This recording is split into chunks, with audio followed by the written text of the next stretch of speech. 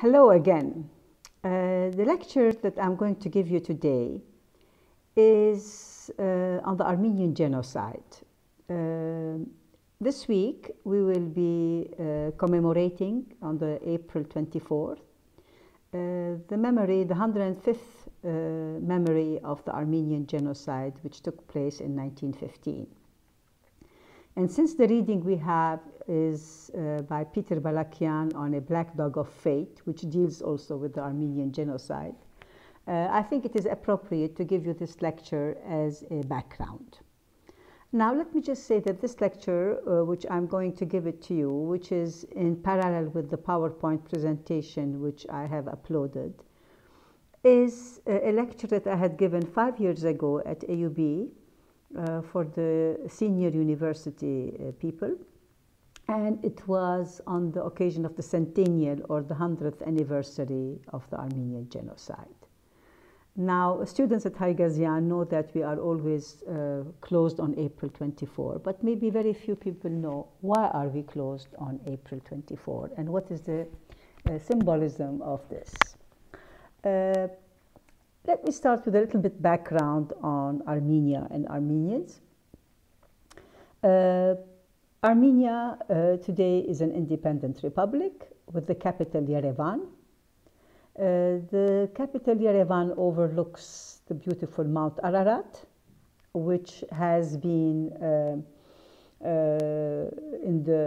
already in the book of Genesis. It is mentioned as where Noah's Ark landed. Today, Mount Ararat is not in Armenia. It's on the other side of the border, but it is only in Yerevan that you can see these beautiful twin peaks looking at you every morning. Yerevan is a city that was, today is 2,770 years. In an archaeological excavation in the 1950s, it was discovered that a foundation stone by King Argishti I of the kingdom of Ararat, of Urartu, who mentions that I have laid the foundations for the building of the city of Yerepuni, which is today the old Yerevan. So it is almost 3,000 years old as a city. During the 8th century BC, Armenia, before it became Armenia, was known as the Kingdom of Ararat, around the Lake Van. And it was a close neighbor to the Assyrian Empire. And I remind you that when we read stories about Arda the Beautiful and Queen Semiramis, they go back to this period in history. Armenia was the first nation in 301 AD to adopt Christianity as a state religion. It adopted it as a state religion, meaning that the official religion of the country became Christian, whereas there were many people earlier who were already converted to Christianity. This was, in fact, about 20 years earlier than Constantine, who declared the Roman Empire to become Christian and moved his capital from Rome to a new city which he built, which is Constantinople, Polis, or modern Istanbul. Historically, the map of Armenia is very different from today. Armenia extended all the way to the Mediterranean coast. At some time during the 10th, 11th, 12th century, there was a kingdom of Armenia in Cilicia, which is not very far from our coast. And we know that one of the great kings called Dikran reached all the way to the south of Lebanon. We even have reference to it in an inscription that is today in Beit ad-Din. Now, in 1453, the Byzantine Empire collapsed and the Ottoman Empire took over. At that time, many of the Armenians who lived partly in what was Armenia today and what was part of the Ottoman Empire, which became later under Turkey, lived in many of these regions. and therefore there was a very large Armenian population living in what came to be known as the Ottoman Empire. The Ottoman Empire lasted 600 years until the beginning of the 20th century, and it adopted a system which was known as the millet system, which gave some rights to the ethnic groups who were there, like the Christian Armenians, Greeks, Jews, and these were in a way distinguished from the Muslim population of the area. Although they were allowed to practice their religious beliefs, yet they were in a way treated as second-class citizens, subject to many discriminatory laws, and especially in legal courts, and then of course as far as army service and so forth. Now, in the Armenian Genocide, usually people think of it as 1915, but the massacres against the Armenians started much earlier. In fact, they started as early as the late 1800s, when there was Sultan Abdul Hamid, who started massacring many of the Armenian population in some of the villages in Armenia, and these were referred to as the Hamidian massacres. It is in this period that sometimes he was referred to as the Bloody Sultan in the West. There are many caricatures in British and American newspapers referring to him as the Bloody Sultan. And this is a time when also Europe referred to the Ottoman Empire as the sick man of Europe because of their incapacity of ruling properly. Now, in 1908, there was a movement that took place in Turkey, in what was the Ottoman Empire at that time, by some people called the Young Turks, who wanted to do democratic reforms. And these were known basically as the Committee of Union and Progress, and Young Turks as such. And many people were especially the Armenians, were very optimistic that these people will give rights and that they would all be treated equally. However, unfortunately, the Young Turks turned out to be more fanatic, and they wanted very much to do the Turkification of Turkey, of Ottoman Empire, and go to pan-Turkism. In other words, to do away with most of the population in the empire that was not Turkic. As a result of this, a design scheme was done by the Committee of Union and Progress to do away with the Christian population of the Ottoman Empire, especially the Armenians, who on the eve of the genocide counted around 2 million people in the Ottoman Empire. Based on a census that was published by the Armenian Patriarchate of Istanbul, it is said that on the eve of the genocide, between February 1913 and August 1914, this is the sort of the archives of the church, there were around 2,925 Armenian villages and towns. The Armenian population was about 1,914,620. These are the registered people in church documents. There were about 2,538 churches, 451 monasteries, 1,996 schools, and about 173,000 students, Armenians, registered in Armenian schools. Now, the architects of the design genocide were mainly 5. Among them are Talat Pasha, who was the Minister of Interior, Enver Pasha, who was the Minister of War, Jamal Pasha, who was the Minister of the Marine, Nazım Bey, who was the chairman of the Committee of Union and Progress, and Dr. Bahauddin Shakir, who was the head of the Special Organization group. These are the 5 sort of architects that were designing how to get rid of the Armenian.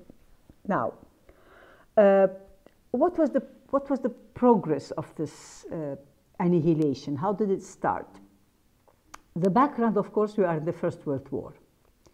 And as we are in the First World War, in 1914, something started which was called Seferberlik, or many people in Lebanon know about this, which was a drafting, the military drafting. So people received, the young men received order to go to the war. Now, many of the people who went, of course, never came back because they were destroyed there before returning.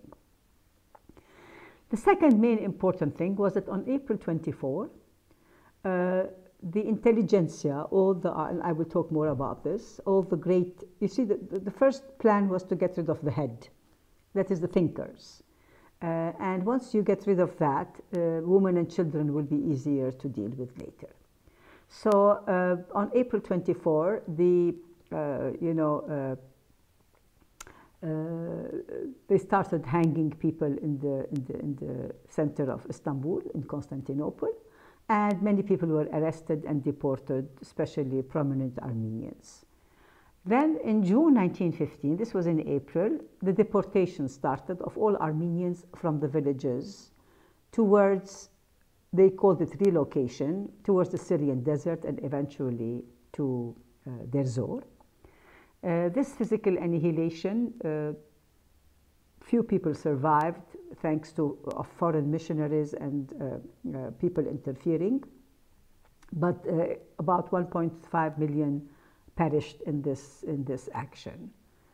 The fifth thing that took place after the physical annihilation was the cultural annihilation. Anything that was left behind was destroyed. And as I mentioned, churches, schools, patriarchates, the sort of historic remains were completely abandoned and done away with. And the last part of the genocide was the mental genocide, like killing the memory of what happened and denial, which is what we are in today, that this did not take place, that the Armenians were traitors, they were partners or allies with the Russians against the Turkish Ottoman Empire, and therefore it was a just legitimate defense of the Ottoman Empire against them. Now, what happened on April 24, and why do Armenians remember this day? On the eve of April 24, the arrest of Armenian intellectuals started taking place in Constantinople. Over 800 writers, journalists, musicians, doctors, clergymen, even parliament members. There were parliament members who were deputies and who were having tea the day before with some of the prominent Turkish deputies, and who thought that they were safe, were also arrested. So some of them were deported, and some of them were, in fact, hanged in the courts of Istanbul. Because of this massive action on this day, the Armenians have taken April 24 to become their commemorative day.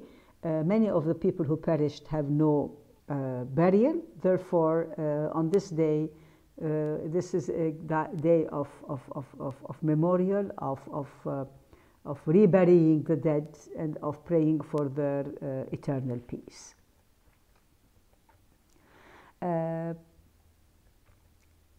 Some of the people, as I mentioned, who were arrested on that day, one of the prominent people was a person called Krikor Zohrab, who was a parliament member, and he thought that, you know, he would be spared. And eventually, when he was arrested and he was murdered in 1915, then people started realizing that this is no joke. For instance, Siamanto was a poet who also was educated at the Sorbonne. He came back, he traveled to Europe and Egypt. He wrote many books, and again, he was one of the victims of April 24. In fact, a couple of years ago, on April 24, we had in Haigazian, jointly with the German embassy, a program whereby we read all the poems of these people who were victims of the April 24. For example, one of them was a journalist. His name was Rupen Zartarian, author of Azadamard. He was the founder of Azadamard newspaper. He was also killed in Diyarbakir. Gomidas, the very famous priest who was a musician, composer who at some point he in fact lost his mind because he couldn't take the atrocities of the genocide, and he had a mental breakdown. Most of the youthful Armenian music that you hear, whether it's in church or folk music, goes back to Gomidas. Another interesting victim of the Armenian genocide is somebody called Armenag Haygazyan. As students of Haygazyan University, you probably hear the name every day, but you never know who was Armenag Haygazyan. He was born in the village or town of Hajid, and he in 1898, this young man went all the way to the United States, to Yale University, and got a PhD from Yale Divinity School. He came back in 1899 and started working at the Jenanian School in Konya. He was afterwards exiled, and he dies after severe illness. It is his daughter, Mehagyan, and other relatives of the family and friends who wanted to build Haygazyan University in memory of Haygazyan, who came to the Middle East to serve young men and women to become educated people. So Haygazyan is a memorial stone in memory of all these intellectuals who died, but also in preparation of new intellectuals that can be formed at Haygazyan. It is interesting that many of these people who were exiled, especially in Ankara, some of them, you know, who were in prison, had, especially one of them called Artanasyan, he carved on a wari bead, on a masbaha, all the names who were imprisoned with him. And it is here that we have 103 names of the people who were imprisoned, left as a memory, as a list of the, every bead holds 2 names and one holds 4. So total 103 names were mentioned in this.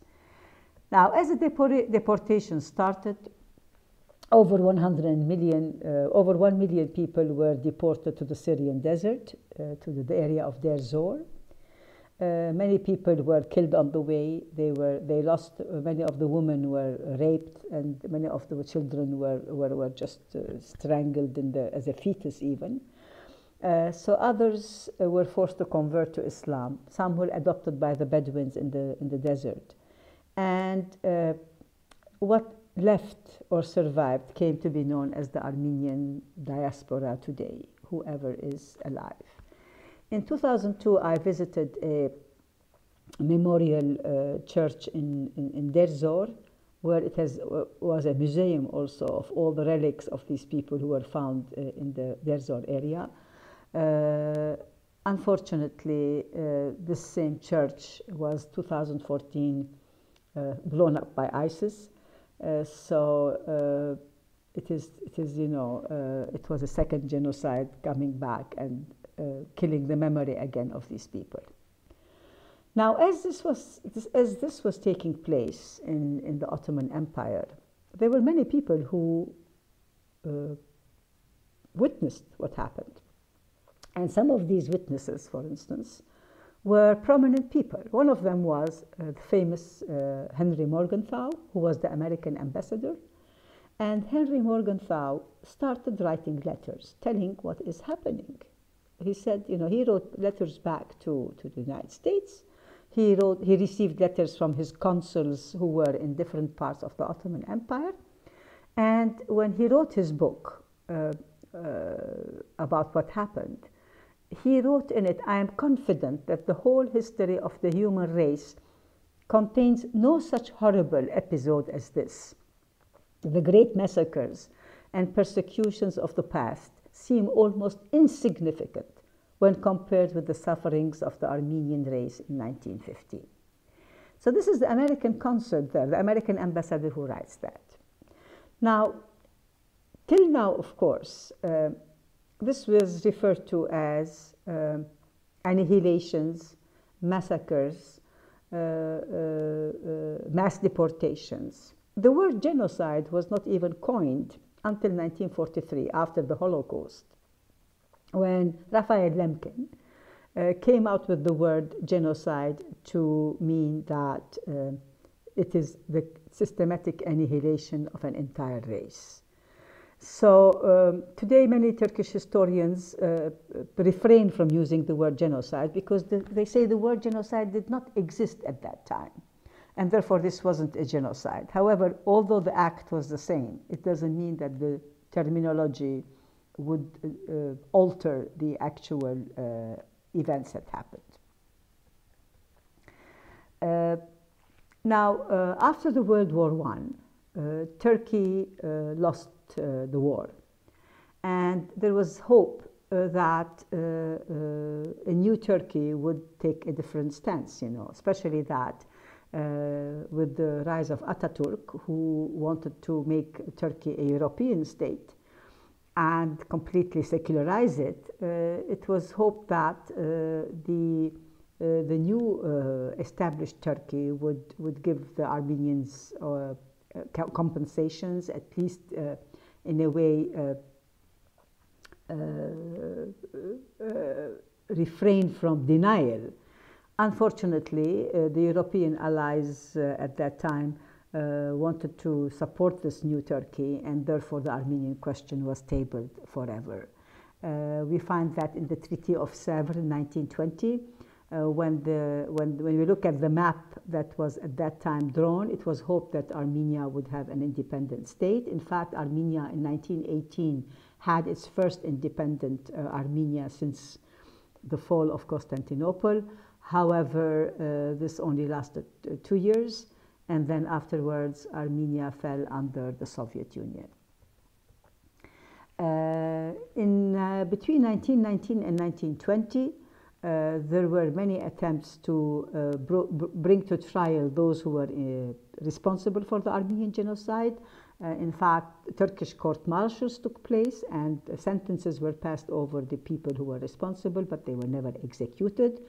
It is at this stage that an Operation Nemesis took place, whereby some Armenian activists took the responsibility of avenging what happened, and many of these leaders were assassinated at different times, whether in Berlin or whether in other countries in Europe.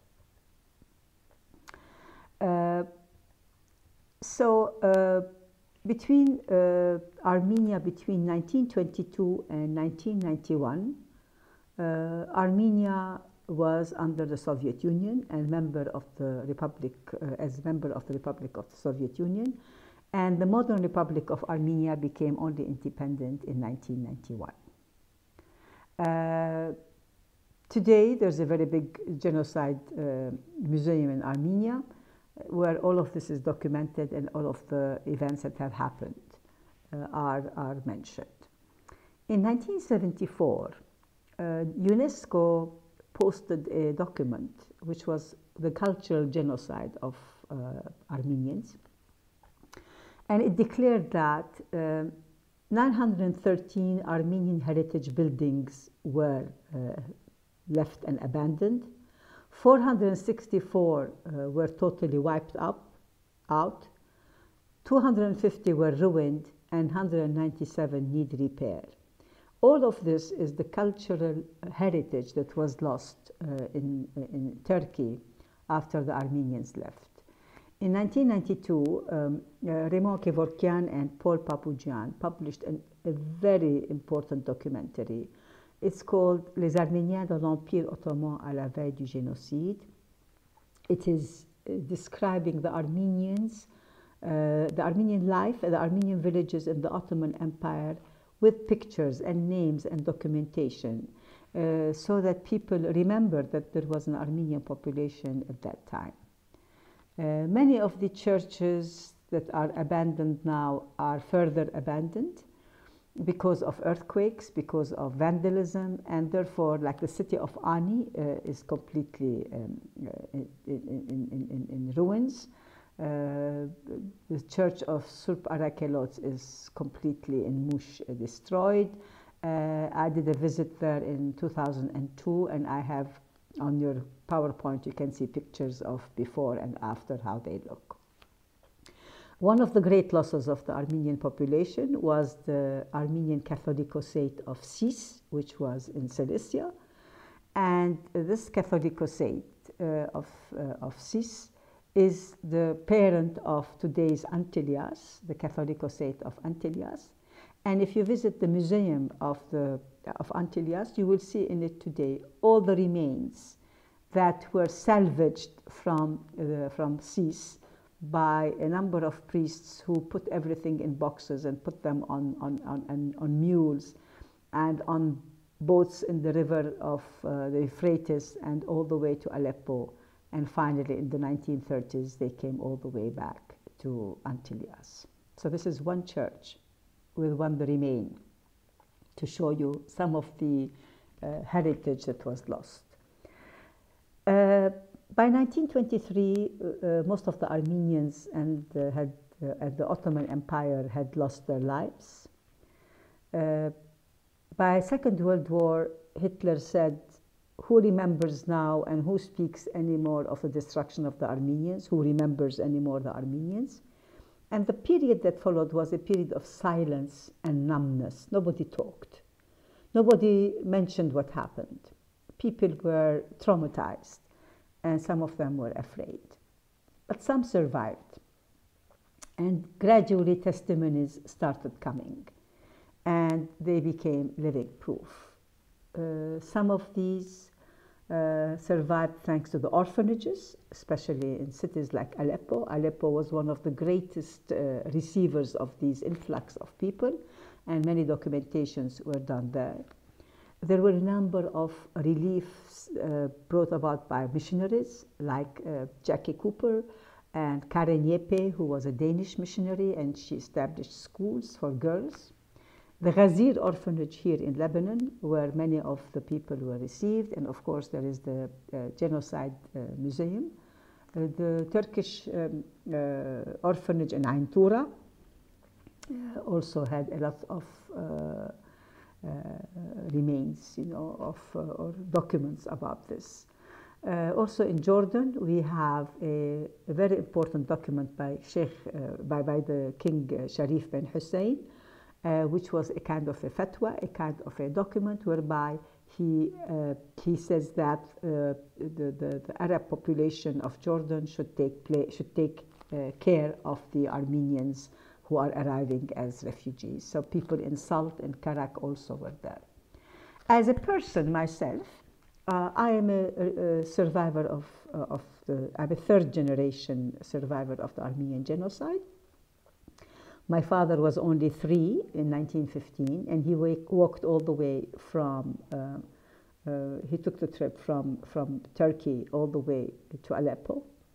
And then my grandfather was a pharmacist, and he was appointed as pharmacist in Palestine, and he moved there. He had wrote, as a pharmacist, my grandfather, Hagop Arsenian, had written all his diaries day by day. And in 2011, I published the book in English called Towards Golgotha, which is the memoirs of my grandfather and footnotes historical to document that what he is saying is correct. So for people who say this is not correct, I have proof, at least family proof, of what happened to them. My father's grandmother is buried somewhere in the Syrian desert. We don't know. She doesn't even have a burial, no name, no graveyard, and millions of people like her are lost over these deserts, So my grandfather, when he wrote this book, he said, I'm writing this book so that future generations will remember and talk about what happened. And therefore, in my book, I have put part of it in Armenian and part of it in English so that future generations can read and have a chance to learn about this history. Finally, I would like to mention here that the book is available in the library. We can read it. And it is important that we remember that it is thanks to countries like Lebanon and Syria and Jordan and Palestine and Egypt and Europe that opened their arms and welcomed the Armenians. The Armenians, when they came in 1915, they were totally, they had lost everything, but they had their faith and they had their energy and their goodwill to assimilate and help all the countries that opened their arms to them. Today we have also a new chapter which has opened, and that is memoirs coming out of Turkey, where many of the Turkish people are remembering that their grandmothers could have been Armenian. Like, for example, the famous Fethiye Çetin, who wrote about this as her grandmother turned. One of the greatest advocates of Armenian genocide and who supports its recognition is Taner Akçam, a very famous Turkish historian, who his book Shameful is very important document about it. And we have also another Turkish professor called Ümit Ungor, who writes, many today are discovering that cities like Aintab or cities like Diyarbakir were originally inhabited by Armenian people.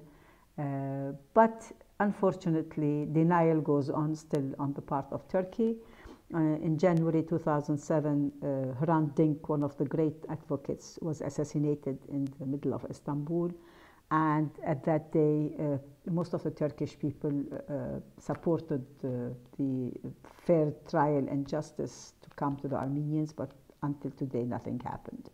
Helmer Kaiser is another famous historian who every year comes to Haigazian and presents a paper on the Armenian genocide. He is very well aware of he worked on the railway system and how this railway system was used as a blueprint for later for the Nazis to the deportation of the Jews in the Holocaust. And he also writes about orphanages and about all the German documents that were there. And finally, I would like to end with Peter Balakian, who is our reading for this week. Peter Balakian is an American, Armenian, living in New Jersey. His grandparents were survivor of the genocide, especially his grandmother. And he writes two important books. One is The Black Dog of Fate, which we are reading, and the other one is The Burning Tigris. The Armenian genocide has been recognized by numerous countries, but there's still many countries who deny it and who refuse to acknowledge its existence. On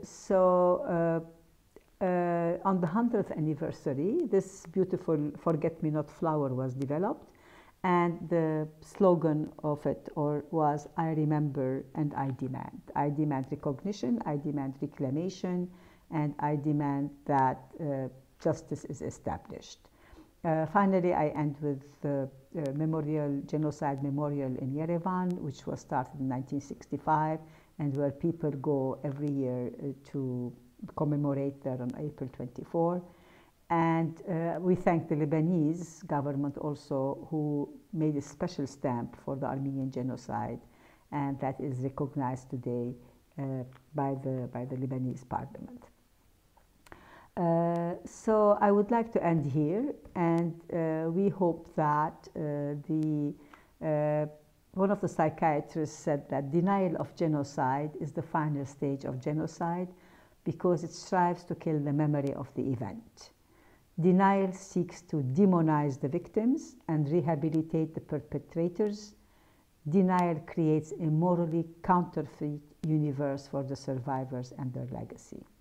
The open wound can only be closed when confession, repentance, and restitution is earned, and impunity does no more prevail. Thank you.